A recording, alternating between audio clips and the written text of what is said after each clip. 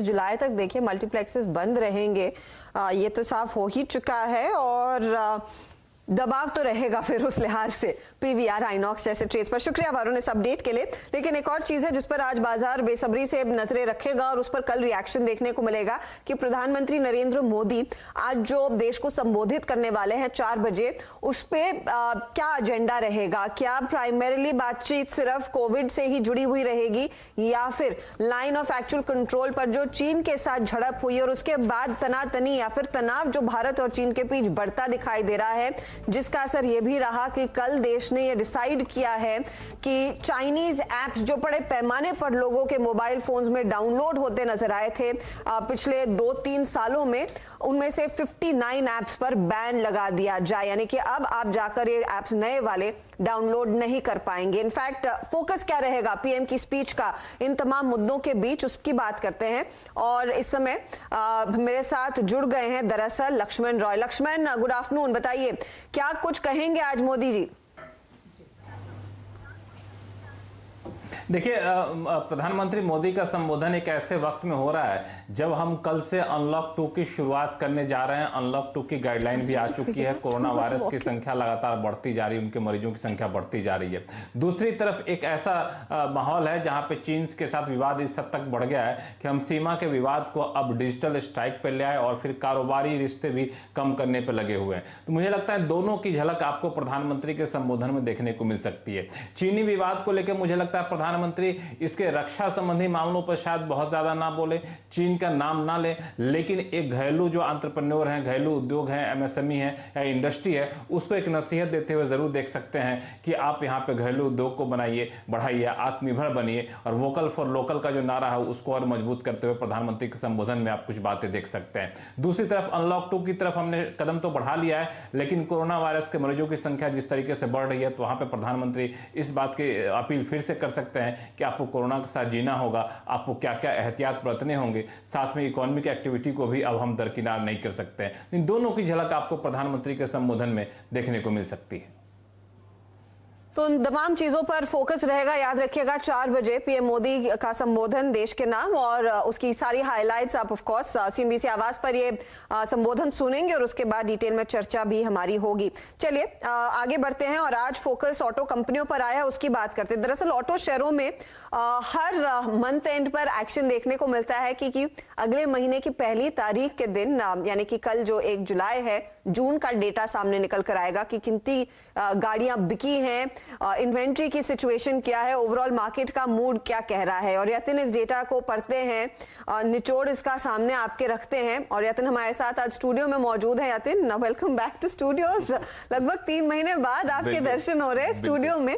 ये बताइए ये ऑटो कंपनियां क्या कमाल करके दिखाएंगी आपकी बात? तो देखिए अर्चना, एक्सपेक्टेशन तो काफी लो है। हमने देखा है कि जो जुलाई का जो ये शुरुआत हो रही है तो फैग एंड में हमने देखा है थोड़ी बहुत स्ट्रेंथ है ऑटो सेल्स में, लेकिन अगर आप जून की बात करें तो फर्स्ट हाफ थोड़ा फीका था, जिसके कारण ओवरऑल नंबर्स जो है वो काफी वीक उभर के आ रहे हैं।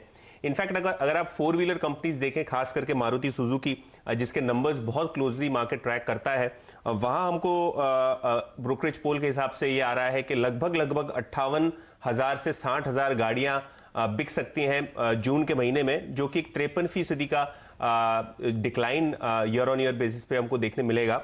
और अगर आप automotive segment Mahindra and Mahindra की बात करें तो वहां भी एक लगभग 60 से 65% का डिक्लाइन हमको देखने को मिलेगा। लेकिन सिल्वर लाइन एमएनएम में ये होगी कि ट्रैक्टर सेल्स और जो रूरल मार्केट की हम इतने दिनों से सीएनबीसी आवाज पे बात कर रहे हैं कि रेजिलियंस है, बहुत अच्छी तरीके से वहां ग्रोथ देखने को मिल रही है। तो अगर आप ट्रैक्टर सेल्स की बात करें तो यहां 10% का हमको इजाफा देखने मिलेगा। 36,500 के आसपास बिक्री होनी चाहिए एमएनएम के ट्रैक्टर डिवीजन की। जहां तक की सवाल है कमर्शियल व्हीकल प्लेयर्स का, अशोक लेलैंड और टाटा मोटर्स, यहां लगभग 70 से 80% का डिक्लाइन हमको देखने मिलेगा, क्योंकि कमर्शियल एक्टिविटी बहुत पिकअप नहीं हुई है। काफी सारे ड्राइवर्स जो है वो माइग्रेट हो चुके हैं, दिक्कतें आ रही हैं फ्लीट ऑपरेट करने के लिए। तो इस हालत में जो पुरानी फ्लीट अंडर यूटिलाइज है, तो नई फ्लीट की क्या बात करिएगा, तो वहां सेल्स बहुत कम आने की उम्मीद है। लेकिन 2 व्हीलर्स पे हमारा ध्यान खास करके रहेगा, बिकॉज यहां हमने देखा है relatively to the sector better कर रहे हैं, खास करके रूरल मार्केट्स। तो अगर आप हीरो मोटोकॉर्प की बात करें तो लगभग 4 लाख यूनिट्स के आसपास की वहां बिक्री होनी चाहिए। बजाज ऑटो की भी लगभग 2.5 लाख पौने 3 लाख के आसपास बिक्री होनी चाहिए, जो कि एक 35% का डिक्लाइन है ईयर ऑन ईयर बेसिस पे। और रॉयल एनफील्ड और टीवीएस मोटर्स की बात करें तो यहां लगभग 30% की गिरावट दर्ज होनी चाहिए जून के महीने के सेल्स के लिए। बट ओवरऑल बेसिस पे अगर आप देखें तो थंब रूल ये होगा कि 30 से 33% की डिक्लाइन टू व्हीलर सेल्स में हमको देखने मिलेगी, 50% की डिक्लाइन हमको फोर व्हीलर सेल्स में देखने मिलेगी, और 70 से 80% की डिक्लाइन हमको कमर्शियल व्हीकल सेगमेंट की सेल्स में देखने मिलेगी डिक्लाइन। सो ब्रॉडली ये थंब रूल से मार्केट वर्कआउट कर रहा है। लेट्स सी 1 जुलाई को, जो कि कल है, कैसे आते हैं ऑटो सेल्स के आंकड़े। शुक्रिया इस अपडेट के लिए। अच्छा, एक दो स्टॉक्स पर फटाफट व्यू भी ले लेते हैं। गाबा साहब का, आपने ट्रैक्टर बिक्री की बात की। एमएनएम तो इस समय शांत है, लेकिन एस्कॉर्ट्स में अच्छा खासा ओपन इंटरेस्ट एडिशन देखने को मिला है। गाबा साहब, एक तो एस्कॉर्ट्स देखिए, और मारुति पर भी हमारी नजरें गई थी 12 बजे के शो में। उस समय 5800 के आसपास से ट्रेड कर रहा था। क्या अभी भी मौका है स्टॉक में नई पोजीशन खड़ी करने का, एस्कॉर्ट्स और मारुति? तो बेसिकली बाय मोड पर है, इसमें थोड़ा करेक्शन मिलता है या साइडवेज जोन मिलता है तो ले लेना चाहिए। थोड़ा नजरिया लंबा कर दे तो मुझे लगता है शायद 1080-1100 भी देखने को मिलेगा। रही बात मारुति की, मारुति मुझे अच्छा लगता है, लेने की जगह बहुत बढ़िया है। मुझे लगता है कि उसका करेक्शन था खत्म हुआ, आज ले लेंगे तो भी अच्छा है, अभी ले लेंगे तो भी अच्छा है। स्टॉप लगाइए कहीं 5700 का, मुझे लगता है ये 6000 के पार चला जाएगा, कम से कम 6000 का तो टारगेट नजर आता है। ओके, तो 6000 के टारगेट की तैयारी हो रही है। 5836 के लेवल्स आ चुके हैं। जब दरअसल हमने 12 बजे में फ्यूचर्स एक्सप्रेस में बात की थी, तब ये जाते जाते यानी कि करीब करीब 1230 के आसपास 5799 5800 को बस छू कर बैठा था। अब आ चुकी है और यहां से बढ़त 35 रुपए और बढ़ चुका है। उन लेवल से 2.5% का उछाल, 155 रुपए के गेन्स मारुति में देखने को मिले। तो बहुत ही उम्दा लेवल पर आप लोगों ने लिया है अगर उस समय खरीदा। और अब भी गाबा साहब कह रहे हैं अपॉर्चुनिटी है 6000, उसके आगे 6300 तक के लेवल्स मारुति आपको दिखाकर देगा। चले लेंगे एक छोटा सा ब्रेक के बाद कुछ और स्टॉक्स पर नजरें रहेंगी।